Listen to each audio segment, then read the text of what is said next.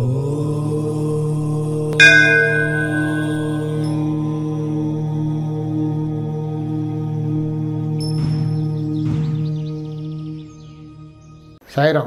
విశ్వకర్మ వాస్తు YouTube channel స్వాగతం. నేను మీ విశ్వకర్మ. బీరువా ఎక్కడ పెట్టుకోవాలి? ప్రతి ఒక్కరికి తెలుసండి, నైరుతిలో బీరువా పెట్టుకోవాలి. మాస్టర్ బెడ్రూమ్లో నైరుతి మూలలో బీరువా పెట్టుకోవాలి, లేదా ప్రతి రూమ్లో నైరుతిలో బీరువా పెట్టుకోవాలి. అంటే ఎవరి బీరువా వాళ్ళకు ఉంటుంది కాబట్టి నైరుతిలో బీరువా పెట్టుకోవాలి. ఆ రూమ్లో ఫండమెంటల్, అందరికీ తెలిసేది, అందరూ పెడుతున్నారు కూడా. డబ్బు నిల్వ ఉండాలి. ఇంట్లోకి వెళ్ళగానే అడుగుతారు, గురువుగారు మా ఇంట్లో విలువైన వస్తువులు ఎక్కడ పెట్టుకోవాలి, మేము నైరుతిలో పెడుతున్నాం, పెట్టచ్చా? కొంతమంది ఏమో మా కుబేర స్థానం ఉత్తరంలో పెట్టమంటున్నారు, ఉత్తరంలో బీరువా పెట్టి ఉత్తరంలో పెట్టమంటున్నారు. ఎక్కడ పెట్టాలి? అరే ఇదంతా బాగుంది. ఈ అవేర్నెస్, ఫండమెంటల్ ప్రిన్సిపల్ అవేర్నెస్ అందరికీ ఉంది కాబట్టి ఇట్స్ ఓకే. ఇంట్లో ఏది వాస్తుపరంగా ఉన్నా లేకున్నా ముందు బీరువా మాత్రం అక్కడ పెడతారు. ఆగ్నేయం కిచెన్ ఒకటి. మనం కంపాస్ ఎవరైనా చూడకుండా పర్వాలేదు, ఆగ్నేయం కంపాస్ అంటే టిల్టేషన్ ఎంత ఉందో తెలుస్తుందో, లేకపోతే ఇంట్లోకి వెళ్ళగానే చెప్పవచ్చు ఇది ఆగ్నేయం. ఆగ్నేయంలో చూస్తే ఓహో ఇది తూర్పు ఆగ్నేయమా అని. ఆగ్నేయం కిచెన్ కరెక్ట్గా ఉంటుంది. ఆగ్నేయంలో నైరుతి మాస్టర్ బెడ్రూమ్, బీరువా చూడగానే అనుకోవచ్చు ఇది నైరుతి మూల. అంత అవేర్నెస్ ప్రతి ఒక్కరికి వచ్చేసింది ఇప్పుడు. కానీ కొంతమంది ఇళ్లలో ఏంటంటే నైరుతి బెడ్రూమ్లో దక్షిణంలో కానీ పశ్చిమంలో కానీ చజ్జా వేస్తాం. చజ్జా వేసి చజ్జా కింద అల్మారి పెట్టుకోవడానికి. అంటే మిడిల్ క్లాస్ ఫ్యామిలీస్ గురించి చెప్తున్నాను. మరి బాగా రిచ్ ఫ్యామిలీస్ అయితే వార్డ్రోబ్ చేస్తారు అక్కడ. దానికైనా చజ్జా కావాలి, చజ్జా వేయరు.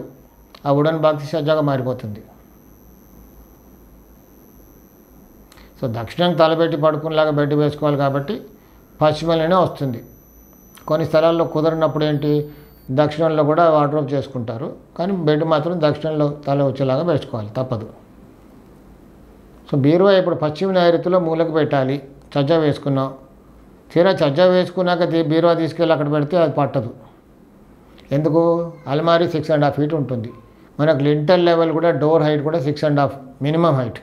ఇప్పుడు 7.5 కూడా పెట్టి కడుతున్నారు. అలాంటి ఇళ్లలో ప్రాబ్లం అసలుకే రాదు. జనరల్గా కామన్ కట్టే వాళ్ళ గురించి చెప్తున్నాను నేను.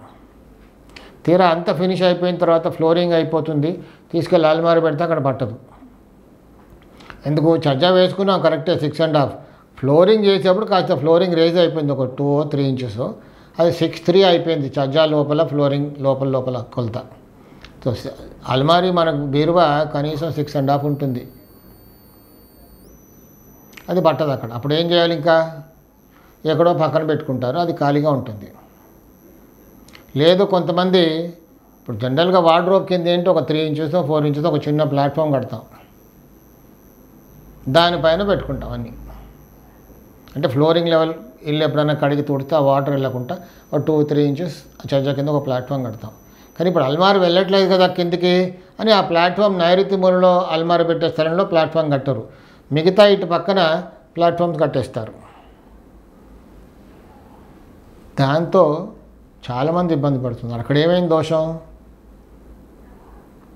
వాస్తులో కొంచెం అవగాహన ఉన్న వాళ్ళైనా చెప్పేస్తారు. Very simple. నైరుతి అక్కడ డౌన్ అయింది, నైరుతి దోషపూరితమైంది. మిగతా ఇక్కడ పశ్చిమంలో, పశ్చిమ వాయువ్యంలో ప్లాట్ఫామ్, నైరుతి భాగంకి వచ్చే లోపల అక్కడ ప్లాట్ఫామ్ లేదు కాబట్టి డౌన్. దానివల్ల నేను చూశాను ప్రాక్టికల్గా ప్రాబ్లం, చాలామంది ఇబ్బందులు పాలవుతున్నారు.